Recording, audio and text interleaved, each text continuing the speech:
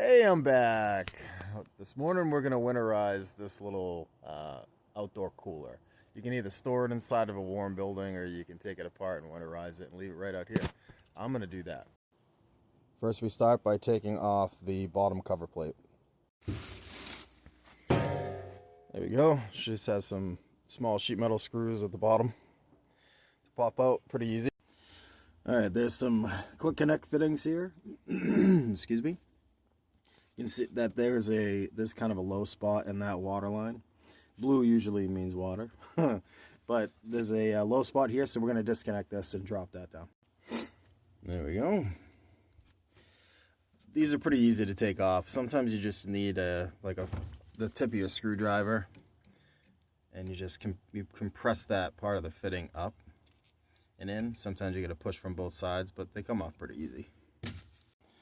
Next, we'll take off this braided line from the shutoff, because this is another nice low spot where water gets pushed up and around.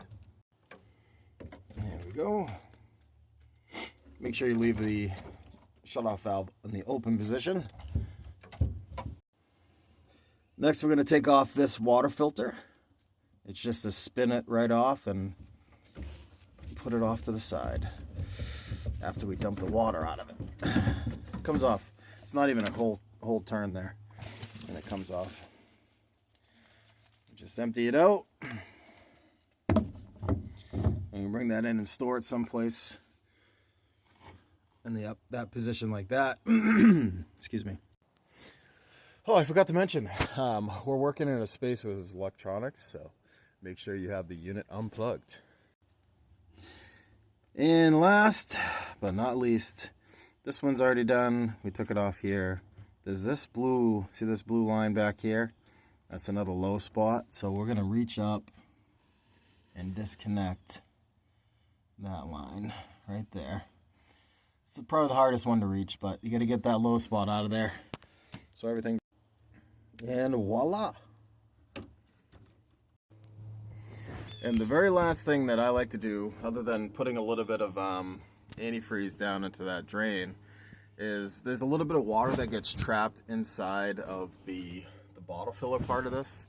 So I plug the unit back in, and I'm going to take that main water line. This is you can see there's the shutoff. That's where the main water comes in, and it feeds directly into this.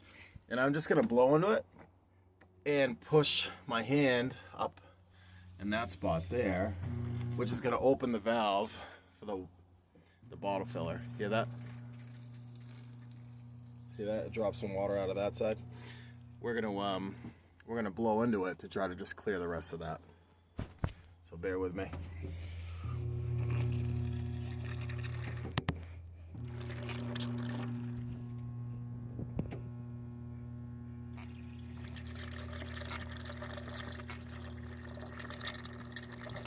There. Woo! There's one more little thing right here, actually. It looks like there may be a filter. Or just a drain plug here.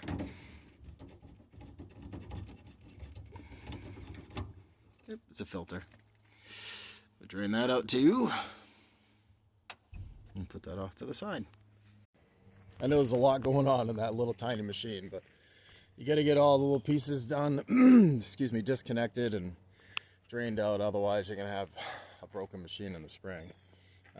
You either do it this way or you disconnect that whole entire thing and you go bring it inside someplace warm. It's your choice.